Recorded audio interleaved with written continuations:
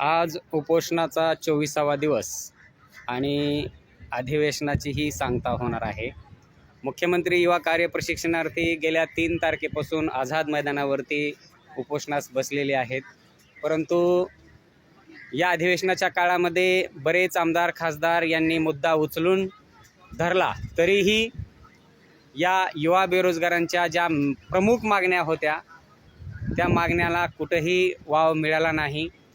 हे प्रशिक्षणार्थी महाराष्ट्रातील विविध कानाकोपऱ्यामधून या ठिकाणी आलेले आहेत.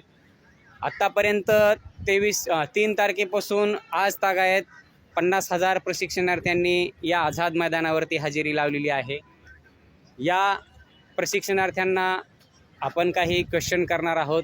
नेमकं त्यांच्या मागण्या काय आहेत, शासनानं कशा पद्धतीने त्यांची दिशाभूल केलेली आहे, तर आपण एकेकाला प्रश्न विचारू. सर नमस्कार. नमस्कार सर. नमस्कार. आपण कुठून आलात? माझं नाव आकाश गडपाल. मी अमरावती जिल्ह्यातून आलो आहे. अच्छा. आमच्या खऱ्या मागण्या असं आहेत की आम्हाला प्रशिक्षण आता दिलेलं आहे सर. सरकारने आम्हाला 6 महिन्याचं प्रशिक्षण दिलेलं आहे. आता आम्हाला सरसकट 11 महिन्याचा कंत्राटी स्वरूपात आपल्याला रोजगार हवा आहे.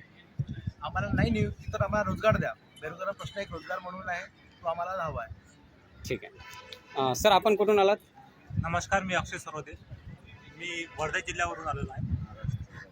ज्या आमच्या युवा प्रशिक्षणार्थ्यांच्या ज्या मागण्या आहेत, आता 11 महिन्यानंतर काय करायचं हा सर्वात मोठा प्रश्न आहे. 11 महिन्यानंतर आम्ही घरी राहायचं काय? आमचं कुटुंब जे आहे, आम्हाला जे पेमेंट मिळत आहे युवा प्रशिक्षणार्थ्यांना मानधन मिळत आहे, त्यावर आमचं घर चालत आहे. कारण ते 10,000 परवडत नाही, तरीसुद्धा आम्ही त्यामध्ये भागवत आहे. तर आमची एवढीच मागणी आहे सरकारला का 11 महिन्यानंतर आम्हाला प्रश्न पडलेला आहे, आम्हाला रोजगार मिळणार की नाही मिळणार.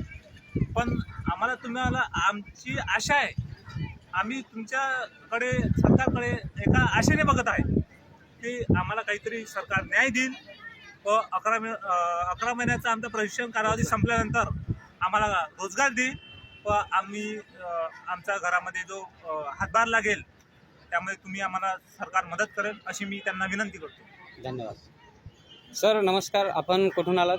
नमस्कार. मी अमरावती जिल्ह्यातील दर्यापूर तालुक्यामधून आलेलो आहे. मी पंचायत समितीला सध्या कार्यरत आहे.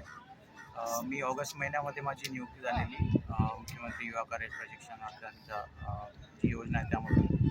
आमची जी मागणी आहे ती फक्त एवढीच आहे की रोजगार मिळाला पाहिजे. कारण आम्ही स्पर्धा परीक्षा करणाऱ्या मुलांच्या नुकसान व्हावं असं काही आम्हाला वाटत नाही. इथले बरेचसे मुलं स्पर्धा परीक्षासुद्धा करत आहेत, पण सरकारने एक त्यांना चान्स दिलेला आहे या योजनेमधून असं समजून प्रशिक्षणार्थी पुढे त्यांचं काय होणार 11 महिन्यानंतर यासाठीच त्यांचा हक्क मागत आहे.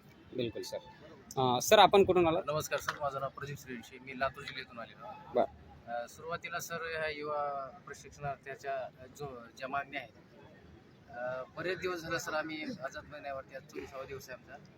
आणि आमच्या मागण्यासाठी आम्ही 24 दिवस झाले आम्ही उपोषण करतो सर. परंतु सरकारचा एकही प्रतिनिधी आम्हाला भेटण्यासाठी आला नाही. आणि आमच्या जे काही मागण्या आहेत ते कोणत्या मागण्या आहेत, कशा पद्धतीने तुम्हाला म्हणजे ह्या रोजगाराची काही देता येतील ह्याविषयी चर्चा कोणीच केली नाही सर.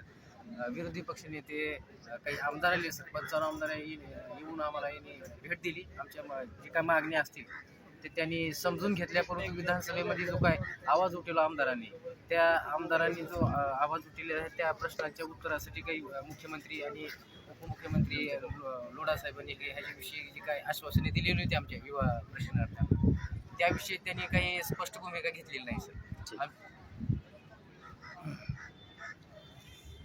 नमस्कार. मी गणेश धायगुडे. मी पनवेलवरून आलो. मी एक मुख्यमंत्री युवा कार्य प्रशिक्षणामध्येच एक विद्यार्थी आहे. आम्हाला का नाही एक योजना होती की त्या योजनेमध्ये आम्हाला 6 महिने ट्रेनिंग देऊन आम्हाला परमनंट करू अशी सरकारने आम्हाला सांगितलं होतं. आणि 4.5चा जो आमचा मुद्दा आहे तो पण आता जरा चेंज करण्यात आलेला आहे नवीन GRच्या प्रमाणे. सरकारने आम्हाला मतदानाच्या इलेक्शनच्या अगोदर आम्हाला सांगितलं की तुम्हाला आम्ही परमनंट करून घेऊ. पण आता सरकार त्यांच्या शब्दाला मुखरत आहे, नाकारत त्यांच्या शब्दाला. आता म्हणतं की आम्ही असं बोललोच नाही, आणि सरकारनं आम्हाला एवढं सांगायचं की सरकारने जो शब्द दिला होता महाराष्ट्रातल्या पोरांना तो शब्द त्यांनी पाळला पाहिजे. बस माझं एवढंच म्हणणं आहे. धन्यवाद. सर आपण कुठून आलात? नमस्कार, मी संजय पवार नांदेडकर. आज उपोषणचा 24वा दिवस आहे. बालाजी पाटील चाकूरकर साहेब यांच्या आदर्शाखाली आज 24वा दिवस संपन्न होत आहे.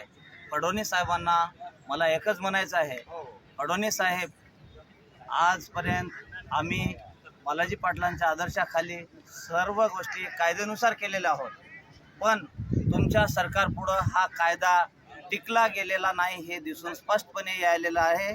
तर आमचं म्हणणं असं आहे की जर तुम्ही नोकरी दिलात तर आम्ही देवेंद्र फडणवीस होऊन काम करणार. जर नोकरी नाही दिलात तर वाल्मिक होणार. तो वाल्मिक सत्ययुगातला असेल या कलियुगातला असेल, पण वाल्मिक होणार. आणखीन तुम्हाला सूचना द्यायला वेळ गेलेली नाही. आमचाच जर आयुष्य खराब होत असेल तर तुमच्या आयुष्याला काय धुवून पाणी पियायचं नाही आम्हाला. आणखीन तुम्हाला या आझाद मैदानावरून मी सूचना द्यायलो वेळ गेलेली नाही. साहेब समजून घ्या, समजून घ्या, समजून घ्या.